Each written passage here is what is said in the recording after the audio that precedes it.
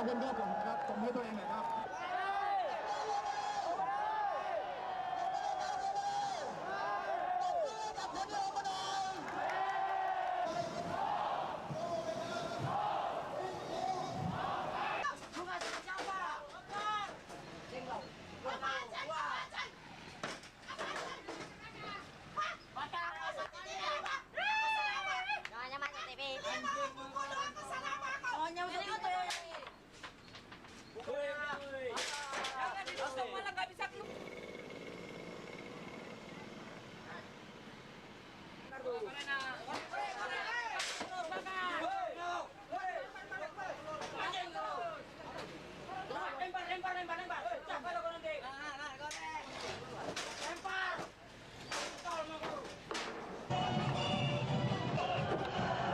구호를 외치고 힘찬 함성을 지르도록 하겠습니다.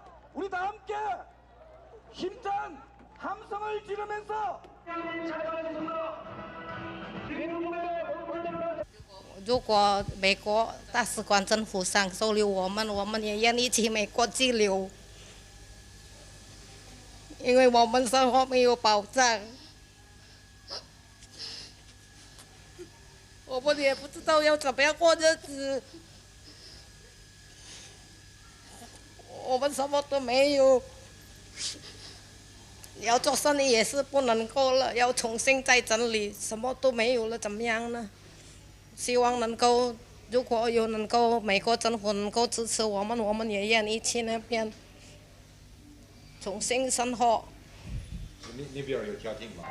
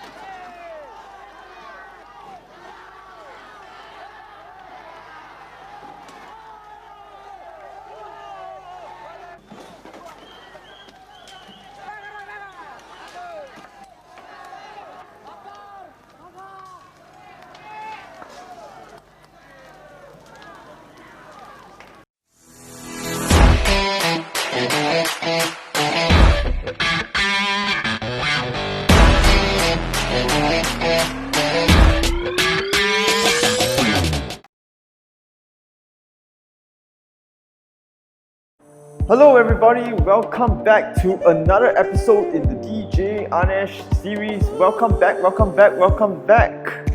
I've missed you guys a lot and I'm glad to see all of y'all in school again.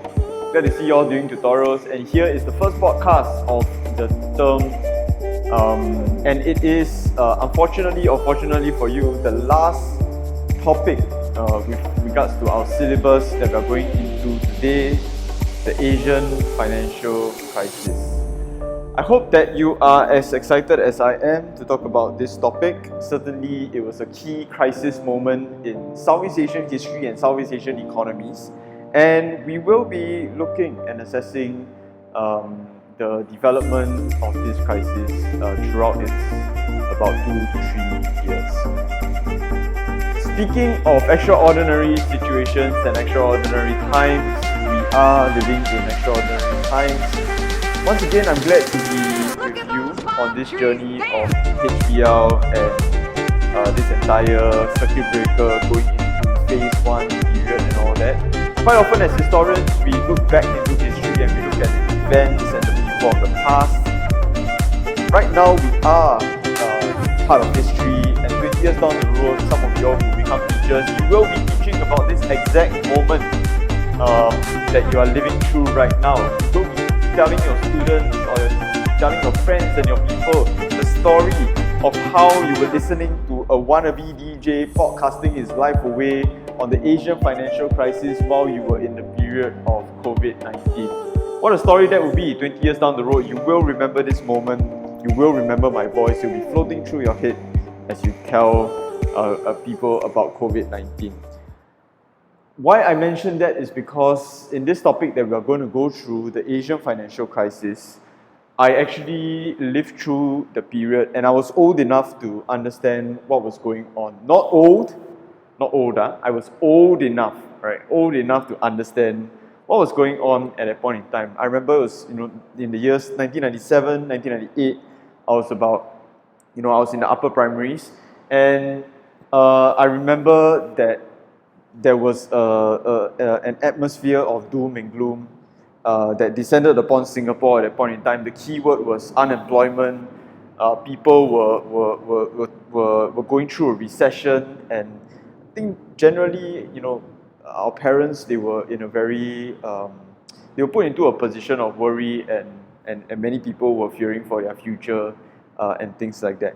Quite on the scale of what is happening right now with the world. Singapore is also entering a recession from this quarter onwards, so quite similar kind of things. But I think we're a lot more prepared as a country, and I'm pretty sure that we will steer through these stormy clouds and come out all the stronger, all the better. So when it was in 97, I remember that newspaper reports, headlines and all that, they were showing many scenes of the Asian financial crisis, especially in countries like Indonesia and especially in countries like Thailand.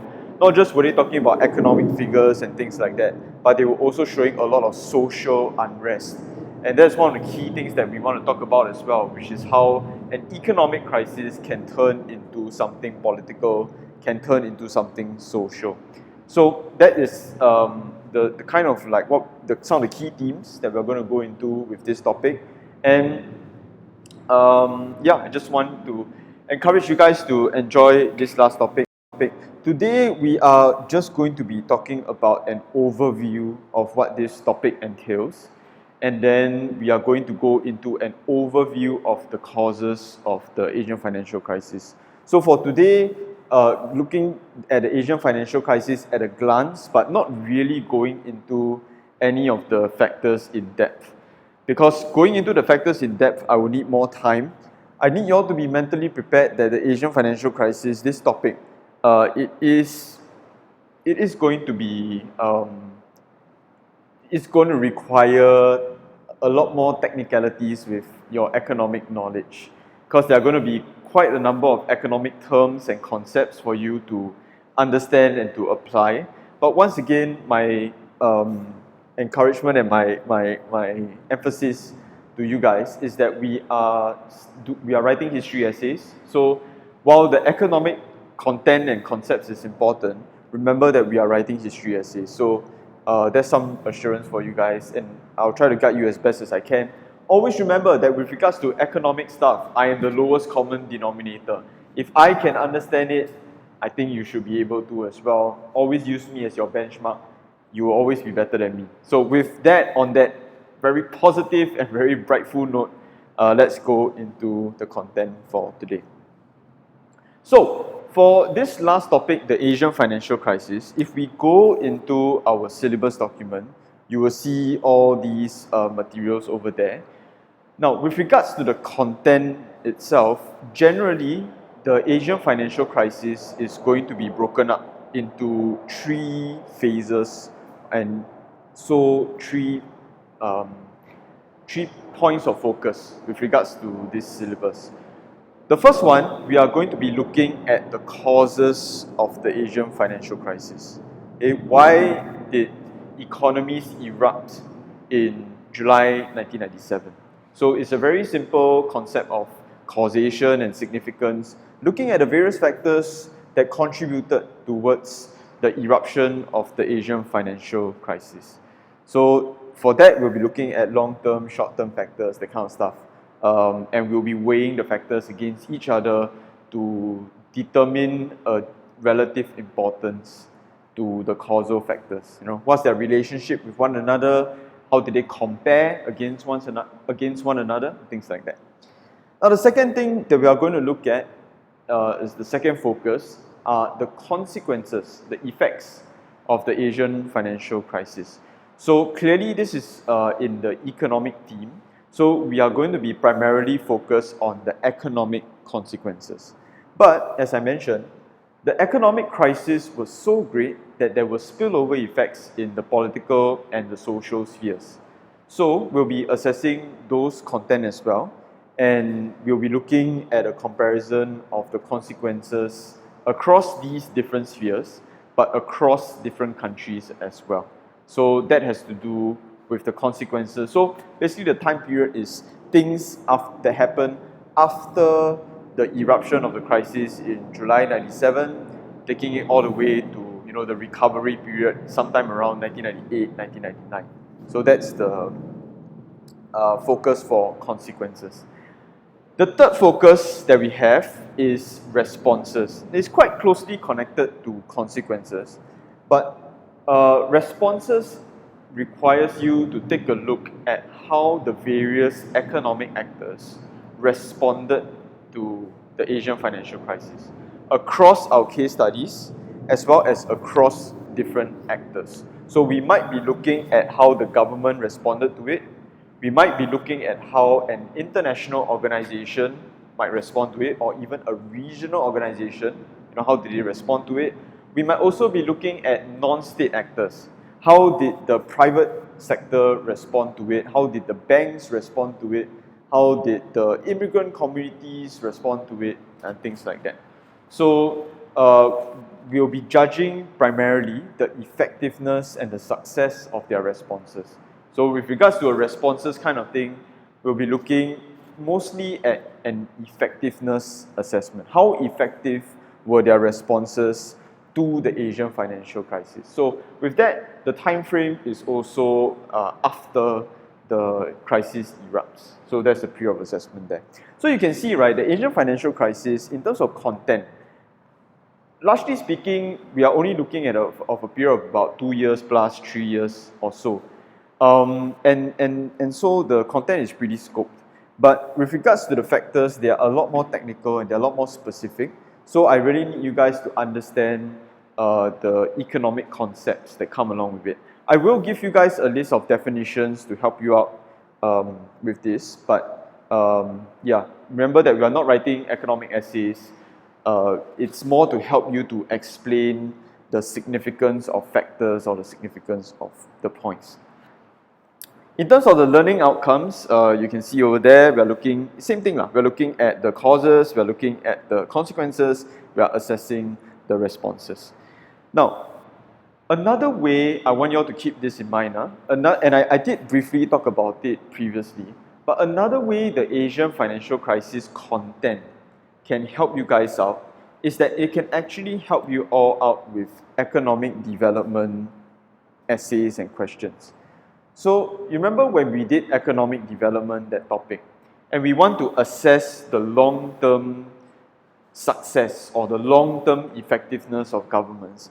Actually, it's also possible for you to bring in knowledge from the Asian financial crisis as a point in itself. Maybe it functions as a paragraph or a point in your economic development essays, helping you to further your argument about their effectiveness or ineffectiveness. So that's something for you to consider, that this topic can help the previous topic on economic development as well.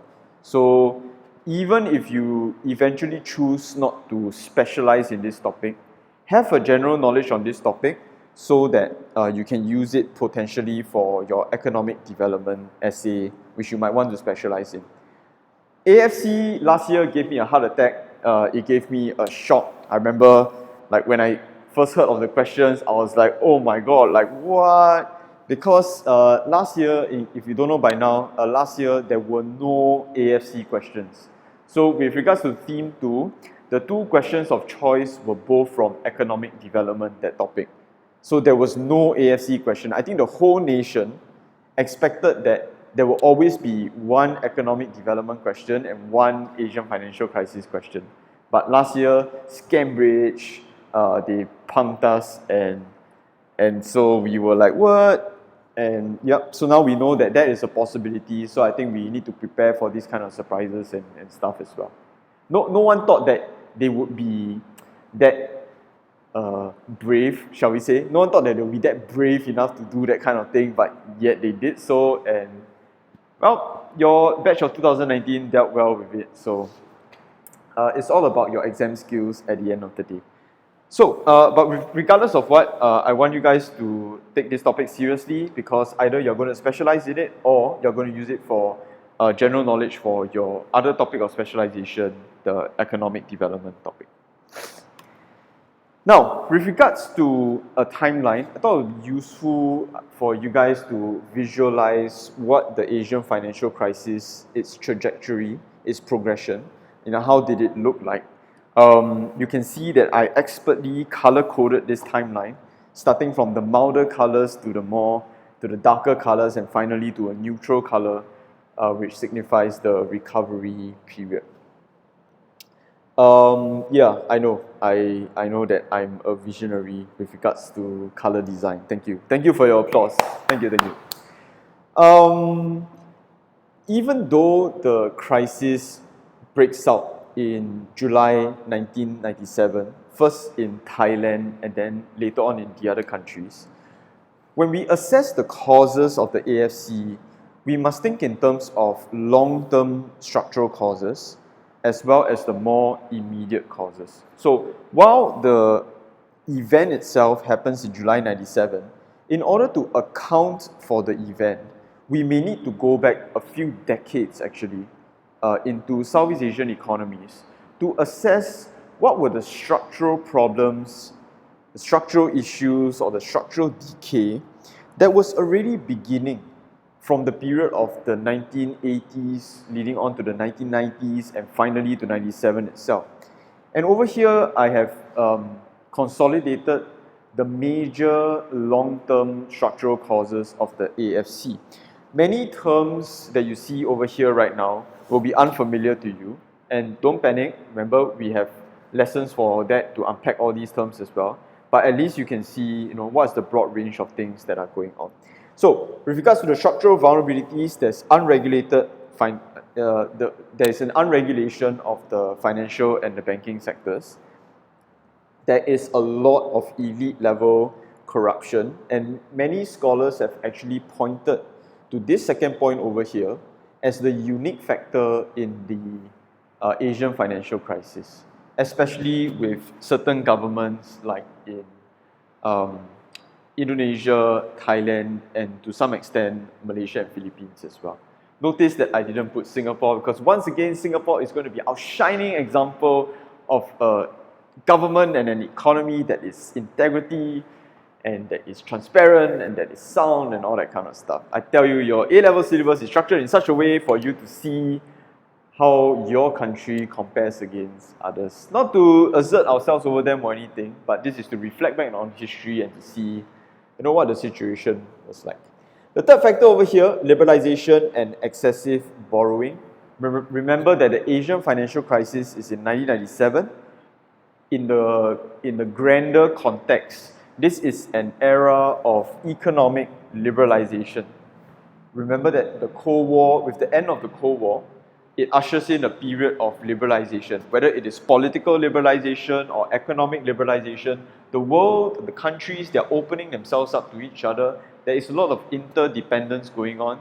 There is a lot of flow of money, goods, services, people across countries. So economies are increasingly more and more vulnerable as they are more and more prosperous. It comes together. When you open up your economy, you got to take it like a double-edged sword. You have the good and you have the bad. The good is that it opens up your markets, more potential for revenue. The bad is that you're opening your economy up to fluctuations and economic cycles that could potentially, hurt your economy. The fourth point over there, increased speculation in real estate and stocks. This one, we are moving into the early 1990s already, where there are what we call things like property bubbles that are forming. Again, all these terms are very technical, I know. We'll go through them slowly by slowly, and I'll explain them. Again, if I can understand it, I'm pretty sure you will be able to. So right now we're just taking a look at the overview of things. The last one, because the government has to upkeep its economy, because the government has to save certain institutions like bailouts, because the government has to continually buy their currency to keep it alive, it's a huge drain on the government resources. Maybe a recent example of what a drain in government resources looks like is, for instance, now in COVID-19, when Singapore withdraws from her reserves in order to implement certain budgets to help Singaporeans and residents over here, that is a drain on our resources. And normally it's okay. Like for us, we have savings and so on and so forth. So it's okay. And it helps the economy, it helps keep jobs and all that kind of stuff. But in the Asian financial crisis, this drain was at an unsustainable level to the point where reserves dried up. And in essence, countries and their reserves became bankrupt, zero. So it's that kind of stuff. And of course, if this is over a long period of time, it will wreck the economy as well. So there's a collection of 5 unique structural long-term issues that Southeast Asian economies face. That is the first category of factors that we have. Moving on to the second category of factors, we have the immediate triggers or the external causes. Now, these are things that are happening closer to the outbreak in 97 itself. So, again, we are looking at what's happening in real estate, equity investments. We are looking at speculative activities. We are looking at increasing debt that is mounted up by the banks as well as governments, like debt, people owe money and all that kind of stuff. We are looking at the overheating of the economy, inflation. High inflation is starting to happen as well, so the currency starts to lose value and all that. So again, a lot of economic technicalities, so you must be mentally prepared for this, but I'll take you through it, what all these things mean. And then we get to 97 itself, where increasingly investors lose confidence in Southeast Asian economies. And it starts out with certain countries, then it spills over to the rest. And then in July 97 itself, there is capital flight, which means that investors, they are pulling out their investments, their money from Southeast Asia, and that really triggers the beginning of the Asian financial crisis. July 97 is the trigger itself, but things get worse from there in the subsequent few months. So I want you all to know this, that the trigger point may not be the worst part of the crisis. It just means the beginning of the crisis. But what follows from the trigger point for the Asian financial crisis was an escalation of the escalation of the severity of it, and we'll be assessing why that happens and what kind of consequences arise from that. This crisis is so big that external organizations become involved in helping Southeast Asian countries tide through the crisis. One of the chief organizations that we are going to be looking at is the IMF. Now, the IMF, there were pros and cons to their intervention, and we'll be studying the role of the IMF as well. The IMF stands for the International Monetary Fund, and what they normally do is to provide assistance and aid to countries who are facing certain economic issues, like a crisis, for instance. With their intervention, in theory, it was supposed to be a good thing, but it did cause certain complications. And it's a very interesting story about why the IMF might have worsened the crisis for certain Southeast Asian countries at the beginning period of the crisis. So there's an interesting story right there. I'll save it for now. We'll be looking into that. But I want you all to see that external factors also play a role in the Asian financial crisis. Not everything is going to be about Southeast Asia itself. There are some external actors, there are some external circumstances that we need to consider as well. Another one that we need to consider probably is ASEAN, and what kind of efforts did they have in helping foster continued cooperation between Southeast Asian countries in order for them to tide through the crisis and to emerge from it. And finally, we have the recovery period. Once again, there are some countries that have stronger economies, #Singapore, and they recover faster. Whereas some countries, they are more devastated, their economies structurally they are weaker and they recover slower. Now, when we do the Asian financial crisis, another, I guess, good piece of news is that with this topic, actually you only have 5 case studies to consider, because these are the 5 countries that were most affected by the Asian financial crisis.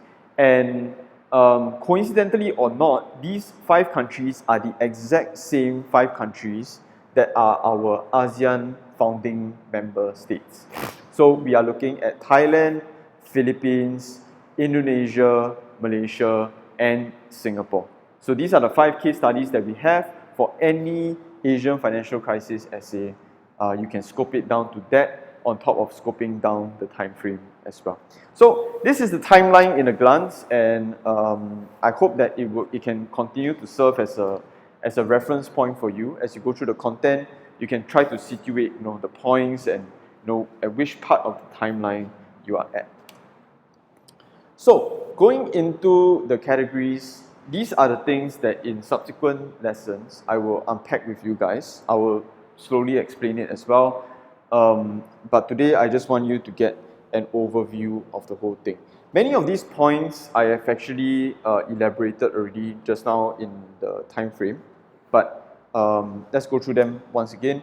The first one, inefficient production structures. Remember, we talked a lot about industrialization. Southeast Asia is going through a huge period of industrialization, and for the most part, this industrialization does benefit the economy. However, towards the 80s, the late 80s and the 90s, there were some issues that propped up within production structures, and some some sectors and some huge companies and all that, they started to become a bit complacent. They started to be less innovative, less efficient.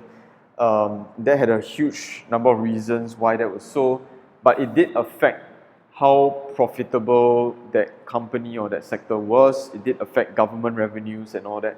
So governments continually, in terms of national income, it continually got weaker and weaker and weaker. So the health of the economy, in a sense, got weaker as well. So that has to do with inefficient production structures. Second point about financial liberalization. Once again, we are looking at the era of liberalization, global liberalization, how that affects Southeast Asian economies and how exposed Southeast Asian economies are going to be to the foreign markets and the foreign sector. So that's something to consider when we see the causes of the AFC. The third point is closely related to the second point, but the third point has a lot more to do with how the government manages the exposure to external sectors. So this point has to do a lot with this thing called regulation. Does the government regulate the private sector? Does the government regulate itself when it comes into contact with external economic actors?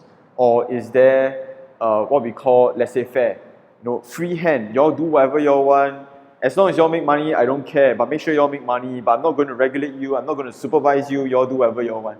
There are different kind of cultures and approaches to how a government manages the economy, how the government manages the private sector. So this became an issue in the Asian financial crisis. Some countries adopted one type of approach, other countries adopted another type of approach. So we'll be looking at that and see what kind of consequences arose from that.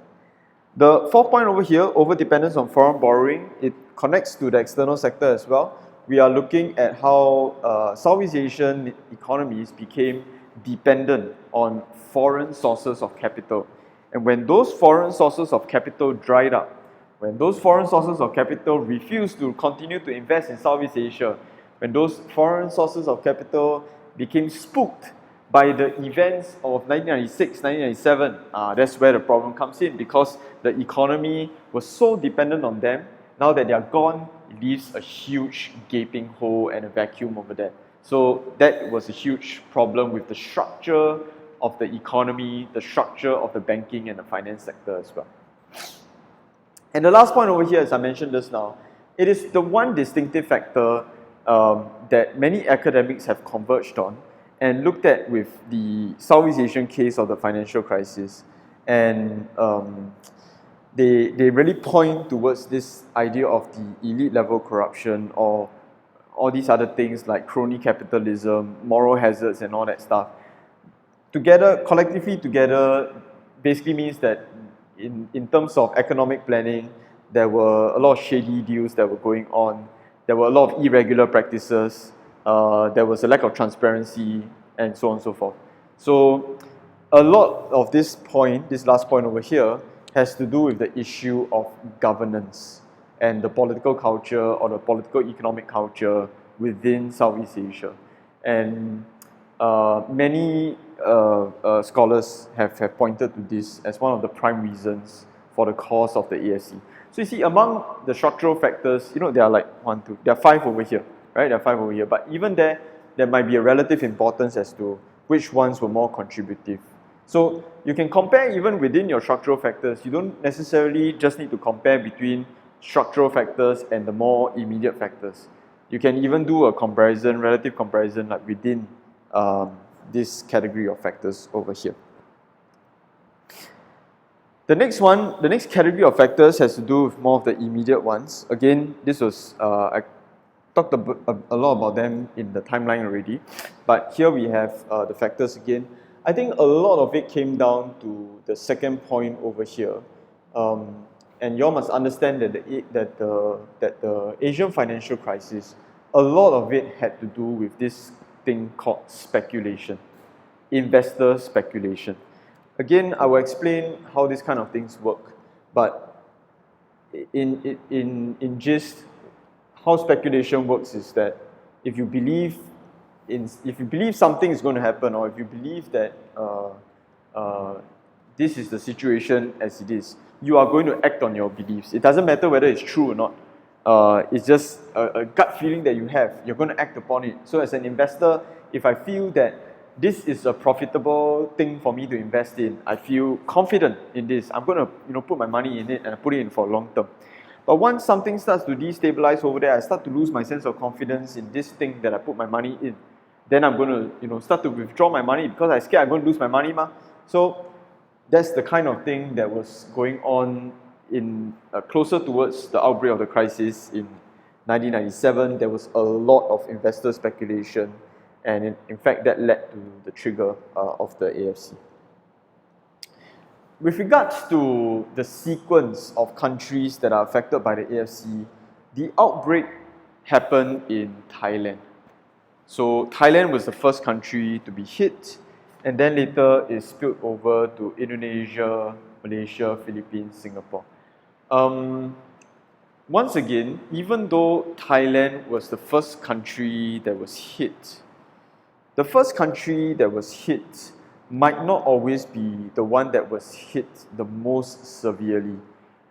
For that title, I think the champion goes to Indonesia. I feel that Indonesia was hit the most severely in the Asian financial crisis, because not only did they have an economic maelstrom, not only did they have economic damage to an unprecedented degree, but they also had social and political unrest that further damaged the situation. So I think Indonesia for me was the hardest hit, even though Thailand was the first hit. And the last category of factors, we want to look at the external factors, looking at how external agents, how external actors played their role in the pre-crisis period, how they also contributed to the increased vulnerability and exposure of Southeast Asian economies. And we also want to look at their role during the crisis itself. Did they help the situation? Did they hinder the situation? Did they bring Southeast Asia out of the crisis, or did they dig them further into it? So even external actors, we want to think about them and encompass them within our arguments as well.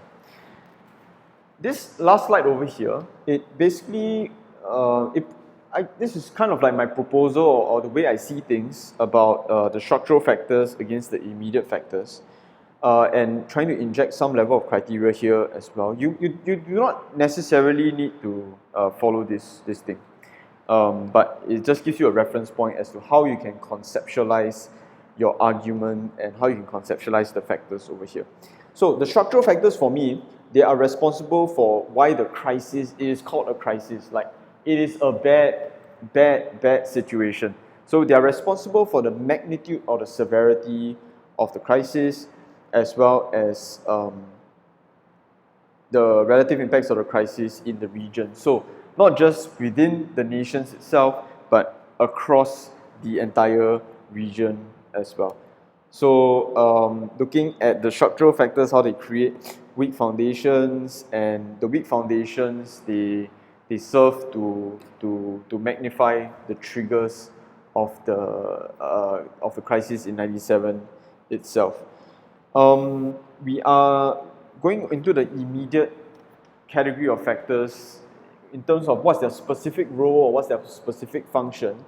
I think that these immediate factors, they are responsible for the timing of the crisis or the later escalation, exacerbation of the crisis. So that to me seems to be the issues in the immediate period and what's their role and function. Personally, I think I would lean more towards the structural factors, but again, I've seen successful essays that lean more towards the immediate factors in arguing for which one causes the AFC more. So remember, for right now, our focus, we are going step by step. So right now, we are only looking and focusing on the causes of the AFC. Consequences and responses, we'll deal with it in later lessons, but for now, we are going to be looking at the causes of the AFC. So today gives you an overview of the situation, and in subsequent lessons, I'm going to go in depth into the factors, show you how they work, explain the economic concepts, and hopefully that will help clarify the things over there. But today you have an argument framework, so you can keep that in mind first as you go into the points later on. So yeah, okay, last topic, the last hurrah, let's go for it. I wish you all the best in this topic. It might seem difficult, but at the end of the day, consistently, most cohorts, a majority of the cohort chooses to specialize in the Asian financial crisis instead of economic development. I don't know why, but there's some hope for you that it is not all doom and gloom over here. I hope that you have had a chance to view the Asian financial crisis videos as well that I put in this podcast. Very tragic and very saddening scenes, quite alike to what we see, what's happening in America today. So I want you all to see also that the human condition is something that never really changes across time, across space, across events. And you are part of this human condition, you are part of humanity. So what you learn today will be helpful for our future tomorrow. And of course, when I'm old and grey, I want to be taken care of by you guys. So I'm going to do my best to teach you all the best that I can. As I mentioned in tutorial class, our journey to the A-level starts here, and I promise you that I will not disappoint you all. I will do my best and my duty as a teacher to make sure that you all cross the line. And if we're going to do it, we're going to do it together. So, that's all for today. DJ Anesh out.